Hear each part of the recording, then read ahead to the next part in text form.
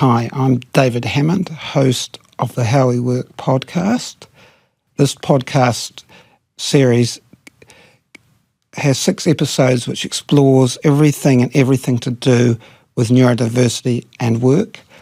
Today we're talking with Tina Fox about dyslexia and the strength it brings to her hairdressing business and just the all-round strengths that dyslexia brings in life. Thank you very much. Hello, David. So, Tina, when did you first find out that you were dyslexic?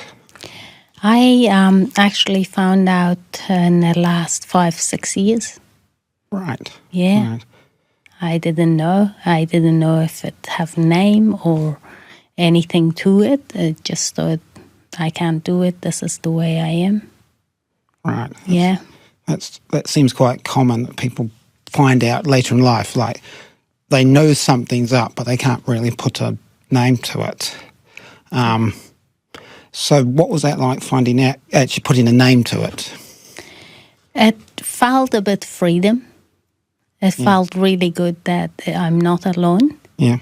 And it's actually, it's a good thing in a way as well, or I did research and I saw these amazing people with the same problem. Yeah. And that made me so much feeling better about myself. Yes.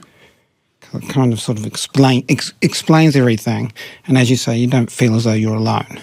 Yeah. Yeah. So what kind of an impact had it had on school, on work?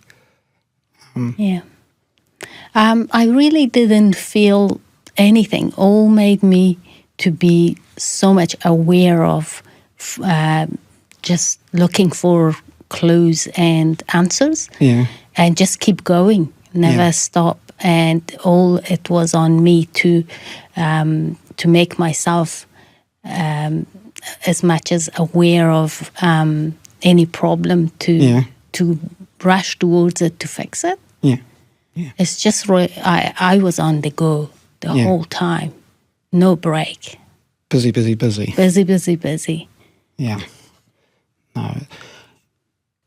And sort of, what was school like? School was I loved school, but I had to really compensate. Yeah. Get all my tools. Yeah. To push up the school. Yeah. And my biggest tool was my memory. Yeah. And the best friend was the memory. If I didn't have that, I would be really falling apart. Yes. No, everybody seems to have, most dyslexics seem to have, one key strength that they play to, whatever it is. Yeah. Good. So when you'd finished school, did you have any idea what you wanted to do? I really loved to be a lawyer or a nurse. Yeah. This was my 2 biggest dreams, to be one of those 2 jobs I have.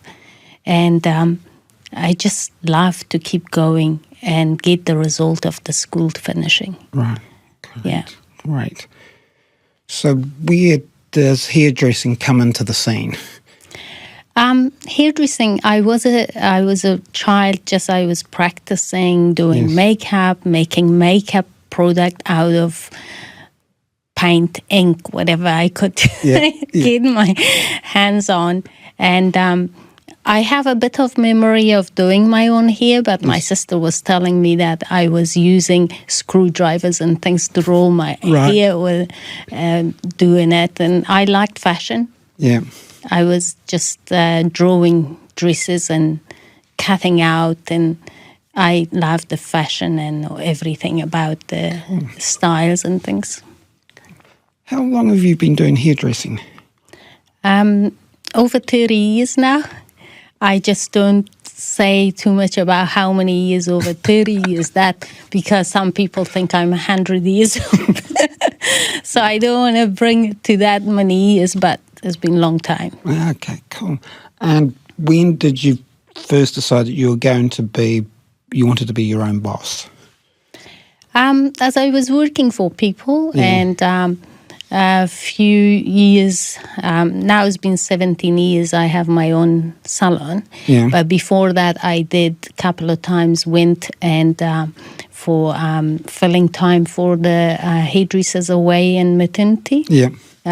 So I was just helping out and taking over the salon and working until they come back. So a couple of times I did that, and I thought, well, if I can do this for people, why I can't do it for myself? Yeah, exactly. So, exactly. Yeah. And what's the best bit about running your own business? It's good that I make the decision and I follow, just my own, what I need, what I want, how I progress it, and where I take it. So I don't have to follow someone else's lead. Yeah. No. I think for a lot of dyslexics and other neurodivergent people, having that autonomy is really good. One of the things I've found is when I've got the autonomy, I don't get so tired. Yeah. Whereas if I've got the feeling someone's checking in over me, it feels like I've got to follow a whole lot of rules and make sure I do everything right in the right way. Yeah. Whereas when you've got the autonomy, you've got that much more control, and then you can kind of do your own thing. And if there's something you're not so good at, you can get someone else to do it for you. Yeah, that's right. As a being dyslexic, you just have to follow other people's rules and take too much effort on us to do that. Yeah. Just load up more work on top of what we're doing. Yeah. And how we do things is different, of course. And that just too much more work to do. Yes. Yeah. Trying to fit in with everyone else. Yeah. So, what's your approach to paperwork? I just asked this as a dyslexic, running my own business. Yeah, that's I'm just right. kind of curious to know, do you get someone else to help out with that? Do you do that? I'm just wondering. So in my business, of course, my husband, Chris, he is the dairy side of the business. Right. He's taking through everything that way, but I'm doing my job and on the floor and working and just doing those. Yeah. So you can focus on the thing you're good at, which is the hairdressing. Yeah. Yeah. So it's so good that he takes that part of the business away from me so I can concentrate more on the floor and on my clients and all that thing. Yeah. As I said, play to your strengths rather than having to worry about the stuff that you find more of a challenge. I remember you telling me when we met up a few weeks ago, there was a little bit of a story about how you got your hairdressing qualification. Yeah. Do you want to run people through that? Because there's a little bit of tale about you, the person saying, I noticed you don't want to, you're not so good doing this in writing. Do you want to do this verbally? Yeah. So I can read. It will take a long time. Yeah. Really long time. And I can't speak. I can't read loud. That's for sure. Yeah. But to myself, I can read. It takes long time. And also, as dyslexia, lots of people experience, the words are jumping up and down. Yeah. The lines get muddled up. Everything. But it's just the same words coming together. Yeah. So those kind of thing is a bit slowing me down and not letting me read. For coming to New Zealand and just I wanted to get New Zealand qualification. Yeah. So when they assessed me, they said, you don't need any more training or anything. You're a hairdresser. But I said, I need to get my colouring qualification. Yes. So they said, well, we don't have, you have to pay company to give you the qualification for their colour, but we can put you in the third year of hairdressing if you'd like to just go from there. I said, that's fine, as long as I go to the classrooms and teaching system to see what I have, what's here going on. So that was a lot of assignments to do as well. Which I really thankful to my teacher, Wanda. I forgot her surname. So I was doing assignment, and obviously she looked at these papers, didn't make sense for her. And she said that was the last exam of the third year of hairdressing. One day she said, "Okay, Tina, let's sit down. These paperwork things, put it aside. I ask you a question, you give me the answer." I said, "Is that possible?" She said, "Yes." Oh, that opened up the world for me. So she put my paper aside. She asked question, and I went through, told her all about it. She was happy. She signed it, and that was amazing. I couldn't see that there is a way for me to get my qualification without writing everything in the paper. No, that was amazing. I never forget that lady in my life. I bet you wouldn't. Yeah, no, but, she was amazing. Just from my experience, it's usually someone like that, either someone like that or someone themselves who says, "Can we do something differently? Because what we're doing isn't working." Yeah. And dyslexics tend to flourish when people take that approach, or they assertively say, "Well, hang on, this is silly. I've done this and it hasn't worked. Can we do something differently?" Yeah. So no, because then it allowed you to get on and do stuff that you really wanted to do. Yeah. And with my work, of course, every product comes with instructions. Yeah. Every chemical, color, or whatever I use comes with instruction. I do read those. Yeah. But with my own time. Yeah. And also when I get the paper, there is subject. Those important words standing out for me, and I pick them up and put them together. Yeah. So that's how I read as well. But I do read my important things in my own time. Yeah, I think that's quite common. I think dyslexics, when they know that there's really important things to read, they'll either get someone else to read it, or they'll really focus on it and do it in their own time and concentrate. Which is, as I say, I tend to, I pick and choose what I read. Which might sound slightly crazy given the jobs I've done, which have involved a lot of reading. But what would you say is the biggest strength that I wouldn't quite use the word superpower, but biggest strength that dyslexia has given you when you're doing the hairdressing? It's amazing because when I see things, I know. I pick it up so quickly. Yeah. Then other people just thinking, calculating and all that. Yeah. I just automatically look at it. I know what's going on, what needs to be done. Really simple. Yeah. Everything stands out like this. Yeah. Not like, how you get to 1 and 2 and 3. No, it's just this, and then everything is coming together. Yes. No, I think that's very common amongst a lot of dyslexics, that they can see an entire process, and often for them they consider they're going from A to B, and for other people they're going A to Z or something. Yeah. And it's like you just go there to there and it's done. Yeah. And problem solving is like we can just quickly in 1 second 3 different way things comes in our head to work it out. Yeah, and it's a very intuitive thing. It's like it's there, you see it, and it happens. And it's very hard to explain to people that actually you're not necessarily making a great big calculation. You just see it, and you get it. And people kind of look, hey, how did you do that? Yeah. And people say, oh, can you draw it? Can you tell me more about it? They want more details, but for me, it's there. Yeah. I just feel like, why you can't see it? It's there. Yeah, it's just there. It's just totally there. No. Yeah. No, so. Going back to the school time. Yeah. It's just always was something, a mountain to climb up in front of me. Why I can't see the other side of the mountain. Yeah. And I don't know what it feels like, what it looks like behind the mountain. Yeah. But it's just I thought, okay, one day I thought I went to school, everybody could read and write, my classmate, and then I couldn't. Yeah. And I'm like, what happened yesterday? I wasn't here. Yeah. of course, the day you are absent for some reason, you blame it on that day. Yeah. So I thought, oh, that was the day that the magic happened, and I wasn't there.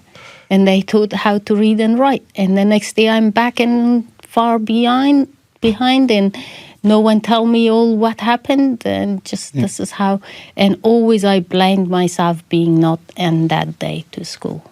Yes, and it's quite common for a lot of dyslexics and neurodivergent people more generally to blame themselves, particularly when they can't put a name to it. Yeah. When they haven't had a diagnosis, somehow think it's their fault, that they're not trying hard enough, or that they're not bright enough, not intelligent enough, and it's actually so way out, not the case, but people, think, oh yeah, I can't be that, can't be that bright. Everybody else has got it, when actually there's a really good reason for it.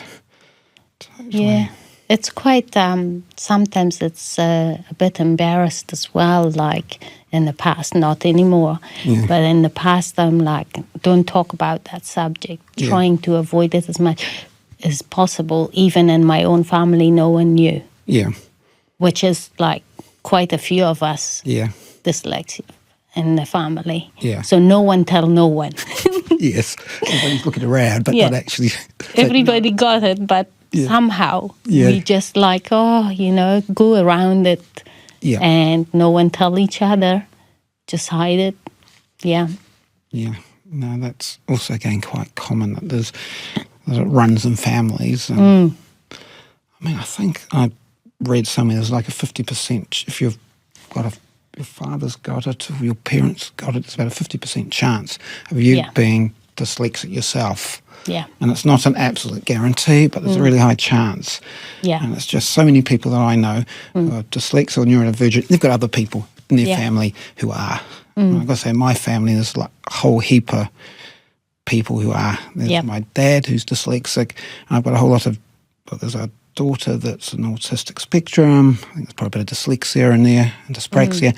But there's a whole lot of nephews and nieces. Oh, yes. Yeah. It's there, and it's really obvious. I was really fortunate that my family was really open about it. Yeah. So it was always kind of something that was discussed.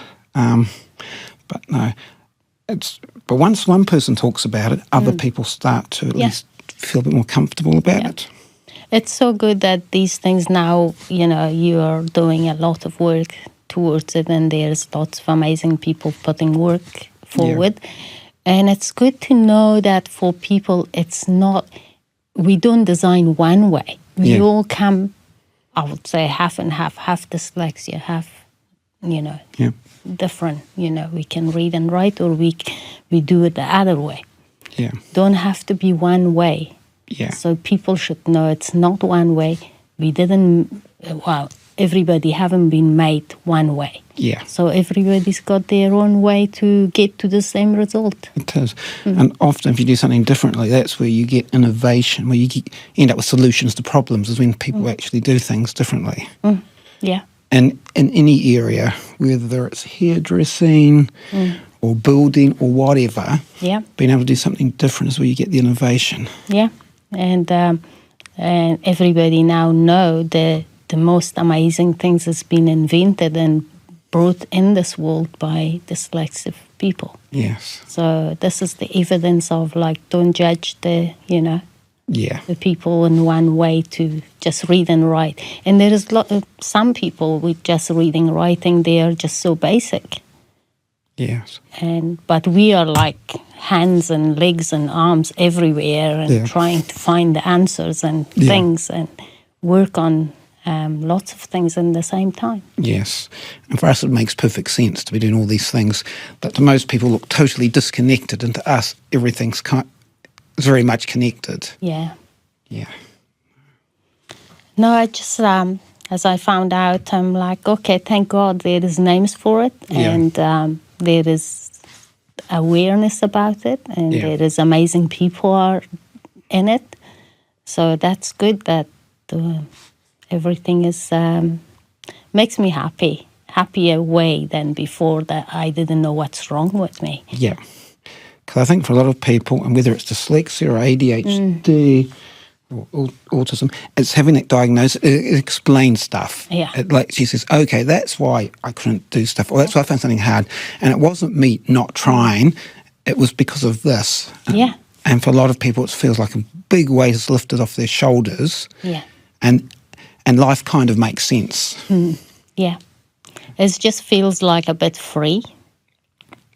Yeah. No. Like we're not tied up in the cage kind of feeling to it. Yeah. It's just freedom, and this is how we do things, and we don't have to stop it and keep going. And yeah, no, totally.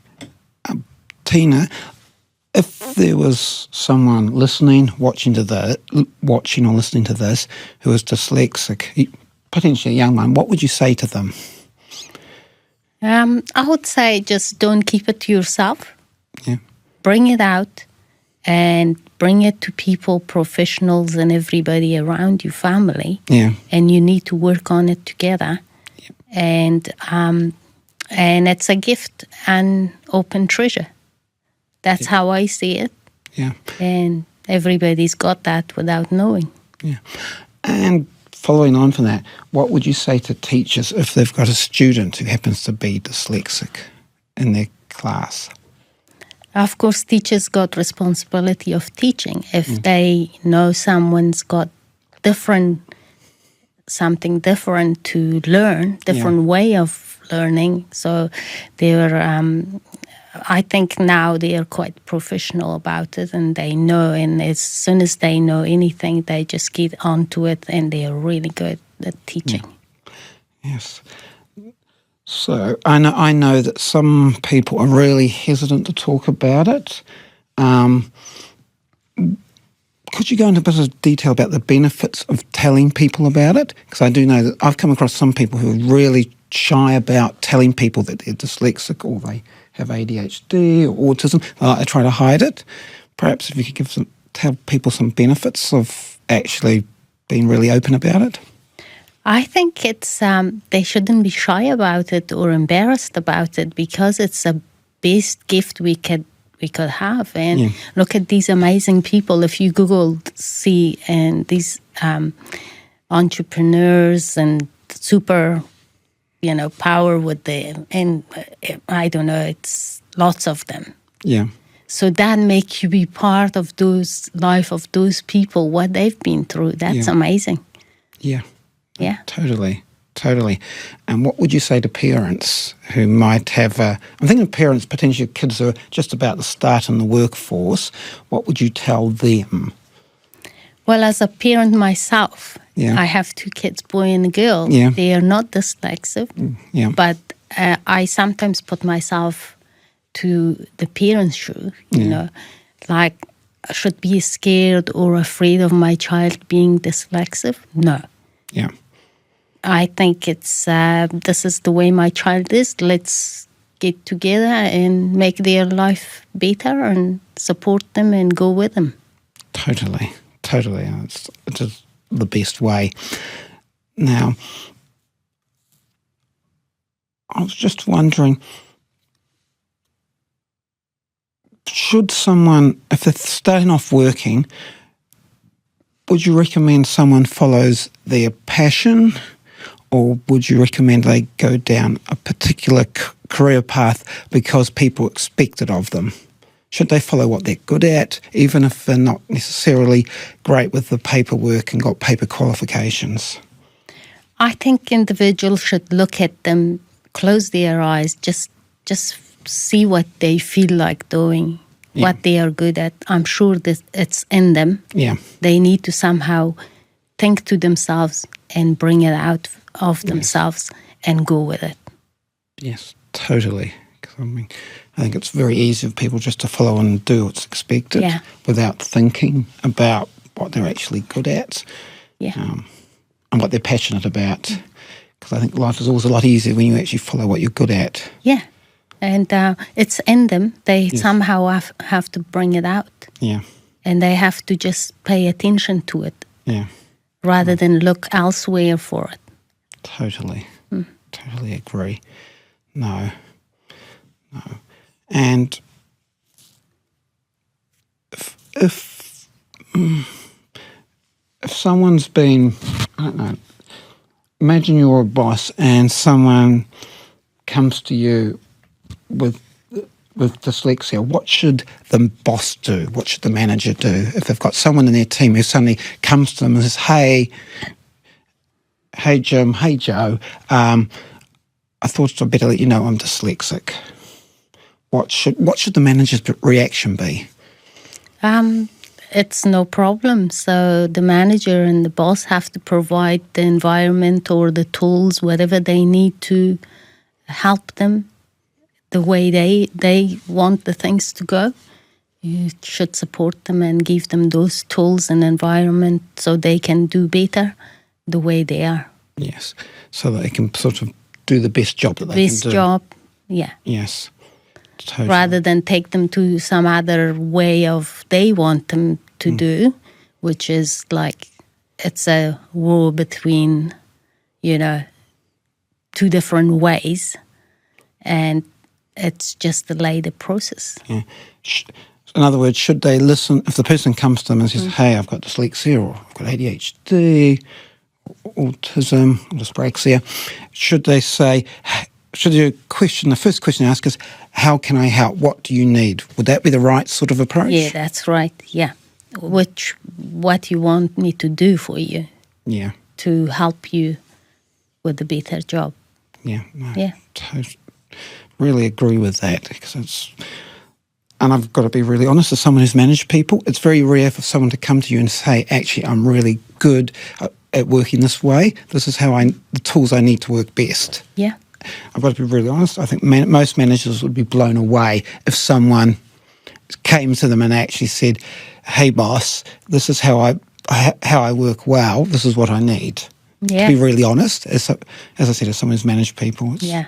I think it's best to help them. Yeah. Because not freak out about it. Yeah. And actually, in the long term, they could be best worker and best performer. Yeah. For the business. Yeah. Because they see things different. Yeah. And they might come up with the solution to the problem that no one else can. Exactly. Yeah. And it's kind of like you can't expect people to come up with what I call magical solutions every day, but if they're in the right environment, when the pressure's on and your organisation needs something, that's when they might produce something. Yeah, as dyslexic, we have so many options. Yeah. We can just bring so many tools out of the box and fix the problem or do the better job. Yeah. Now, I'm just wondering, my default position has always been, if a problem comes up, you look at a solution, and if another problem, you look at that. And I'm just wondering if that was similar for you, that if something happened, that your default position was, okay, a problem's happened, I can solve it. Yeah. There is a problem, and there is lots of way of fixing. And as long as not life-threatening, there's lots of way to fix something. Yeah. Yeah, and it doesn't take long to bring up the solution. Yeah, no, it really doesn't. No. Yeah, because we look at the things from different angle. Yeah. From outside things and inside and feelings and all that comes quickly. Yes. Click, click, click. That's it. Yeah, and as we mentioned earlier, it's really intuitive. Yeah. And sometimes if you ask us to explain it, we can't explain it, but if we actually want the right answer or the solution, we'll get it. But if someone asks us to explain how we got there, we'll sort of give a look, like we've really, like it's really hard to articulate it, to explain it, but we totally understand in ourselves how we got there.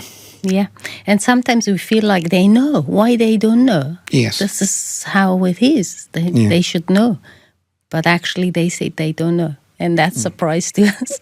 Yeah. Because the things we can see is so obvious. Yes. Yeah. It's really clear. Really, really clear. I was just wondering if there's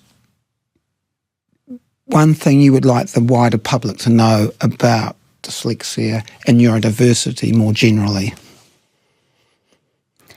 I think everybody should think there is no one way doing things. And there is not just reading, writing, or some other way. There is lots of dyslexia people that they can read and write all right, but it's different, different things. I think everybody should work together. Yeah. The general public should help each other, the dyslexia or neurodiversity people. Yeah. Everybody should just be together in it, not make the differences or put differences between people, but actually they are more benefit to society and workforce and everything, because they don't know the power of dyslexic people. There is just a lot of help there. I mean, a lot of knowledge there, a lot of the different way of doing things that just can make the world so much better if people just, in fact, they can go to get more help from dyslexic person. Yes, which is a really interesting way of looking at it, because it's usually the other way. Just go and get the help from them, because they have a lot of resources. They have a lot of way of fixing things and doing things, and answer to every question, solution they have. Yeah. Yes, great. Anyway, thank you for coming in and taking time out of your busy schedule to sit down and share your story with us. It's been a pleasure, and I'm sure everyone that's been listening or looks at this, views this, is going to really enjoy it. So thank you very much, Tina, for coming in. Well, thank you for inviting me, and it's nice to be part of this, and pleasure to be here and talking to people, and I hope this makes everybody's life, better, and help others, and some message to the rest of the people to, just get to help each other. Yeah, I'm happy to be part of it. Great. Thank you very much. Thanks.